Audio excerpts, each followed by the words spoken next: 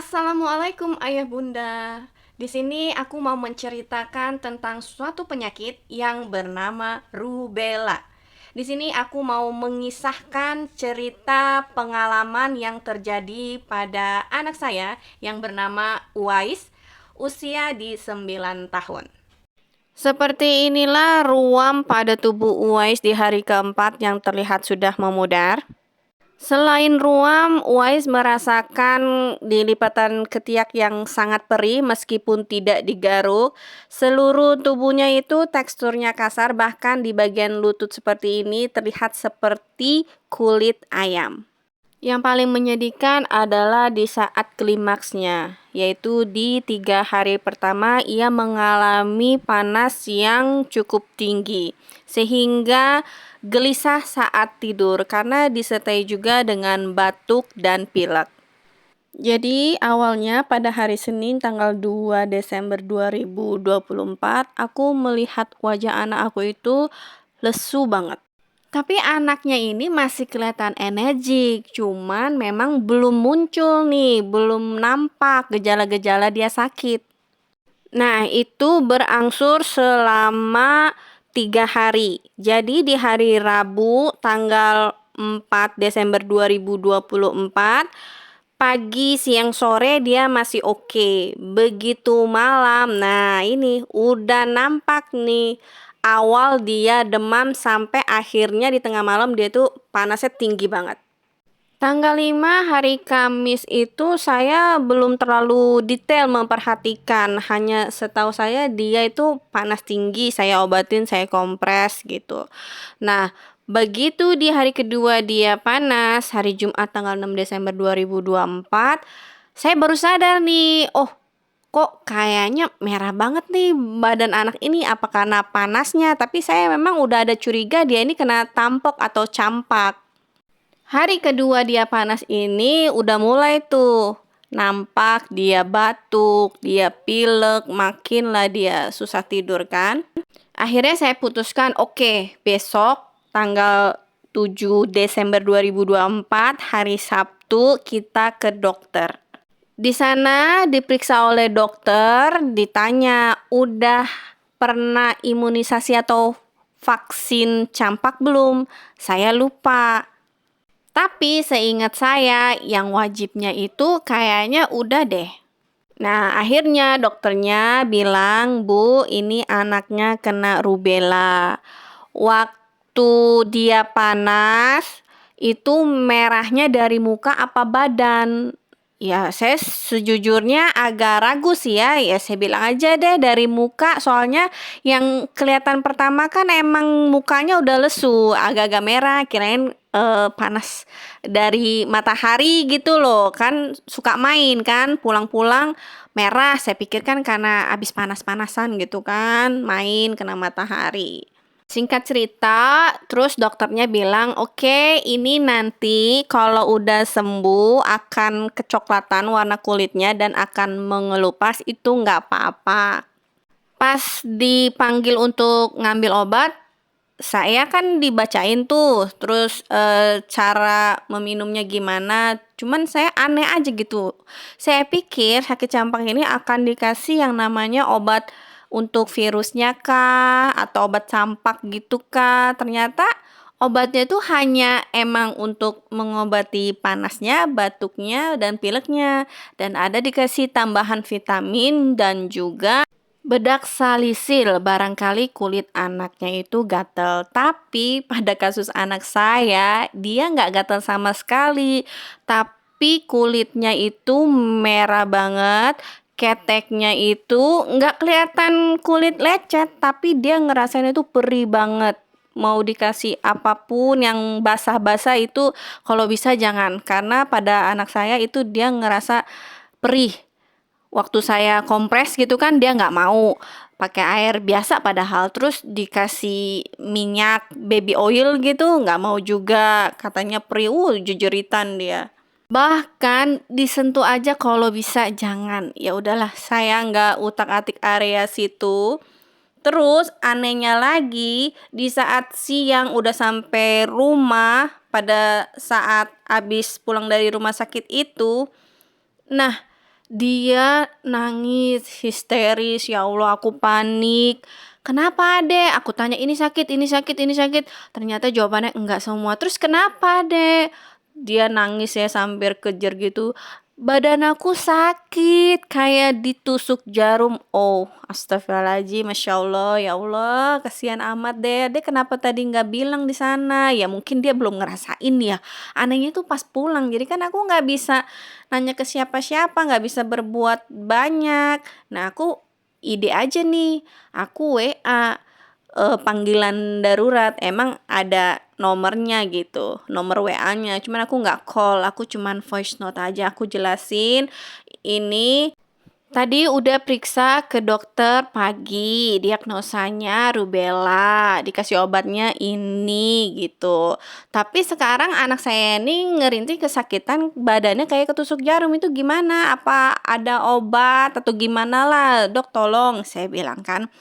Nah, terus jawabannya cuman, "Ya diminum aja Bu parasetamolnya."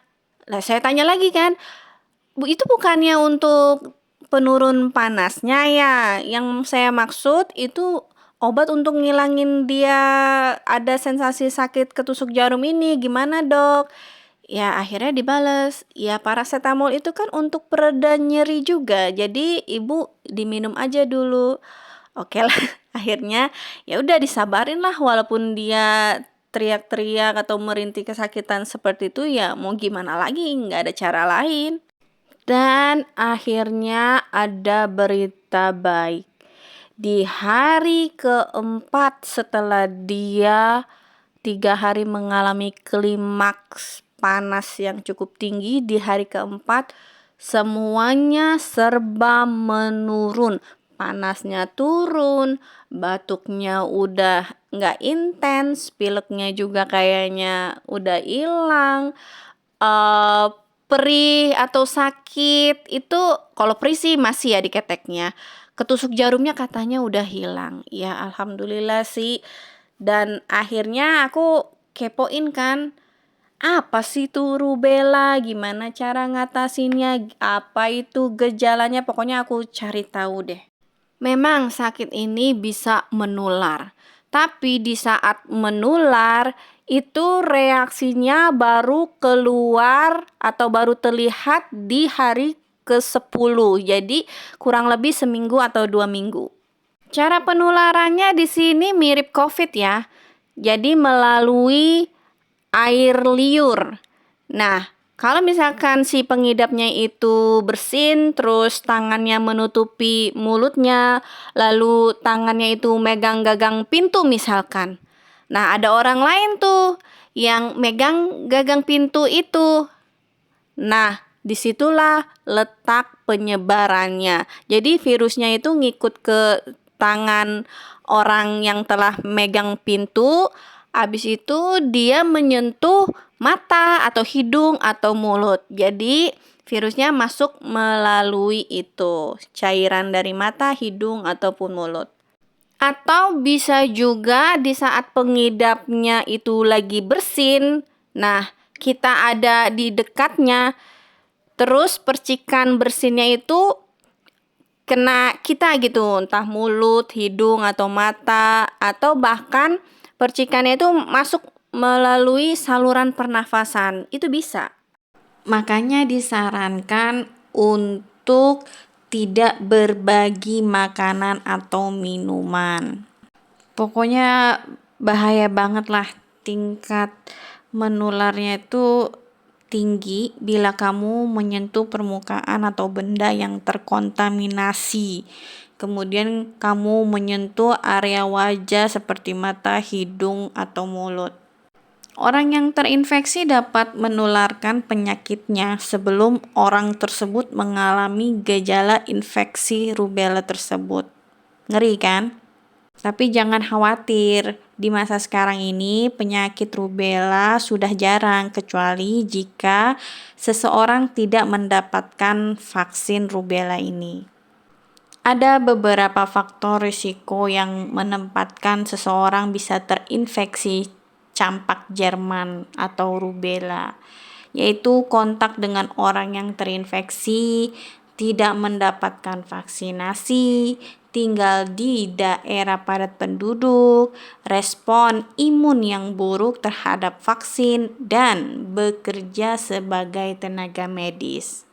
Gejala rubella pada anak-anak yang mengidap penyakit ini umumnya mengalami gejala yang lebih ringan daripada orang dewasa.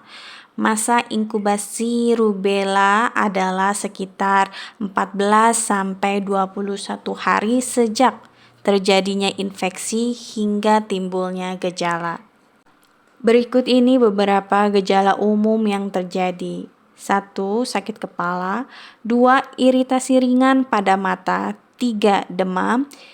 4. Hidung tersumbat. 5. Ruam berbentuk bintik-bintik kemerahan muncul di sekitar kulit wajah, kemudian menyebar ke badan, tangan, dan kaki.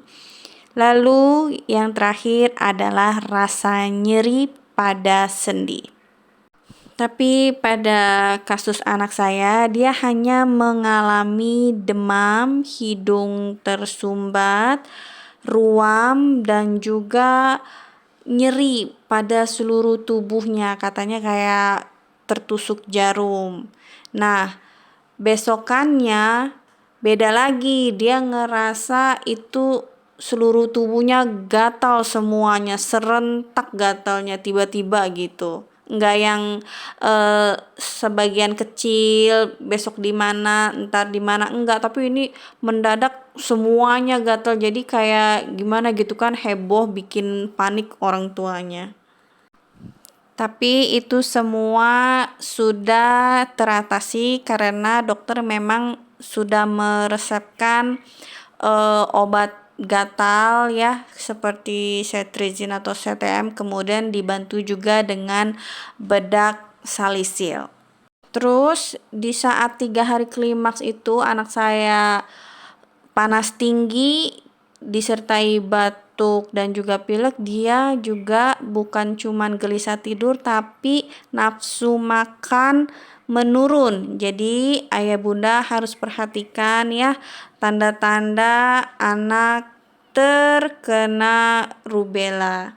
Nah, ditambah lagi 2 poin, yaitu konjungtivitis atau infeksi kelopak pada bola mata ya, infeksi kelopak mata dan bola mata. Lalu yang terakhir ada pembekakan kelenjar limfa pada telinga dan leher, juga bisa menjadi tanda anak terkena rubella. Jadi 8 tanda-tanda tadi ayah bunda perhatikan ya.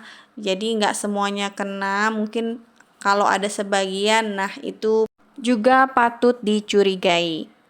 Segera periksakan ke dokter, dan saran saya kalau udah sampai rumah udah anaknya diisoman ya, jadi supaya nggak menularkan ke teman-teman yang lain. Kalau sudah positif terkena rubella, perbanyak saja minum air putih agar tubuh terhindar dari dehidrasi. Istirahat sebanyak mungkin, lalu untuk mengurangi nyeri dan demam bisa mengkonsumsi paracetamol atau ibuprofen. Konsumsi air hangat dicampur madu dan lemon untuk meredakan sakit tenggorokan dan pileknya ya Aibun. Kemudian bisa gunakan krim pengurang rasa gatal. Itu bisa ditanyakan langsung oleh dokternya. Sharing pengalaman, kayaknya untuk krim atau bedak gatal itu memang diperlukan. Jadi kalau ditawarkan mau aja. Kalau ditawarin bedak gatal oke. Kalau perlu kita inisiatif, sekalian dok, tolong diresepkan krim gatalnya gitu.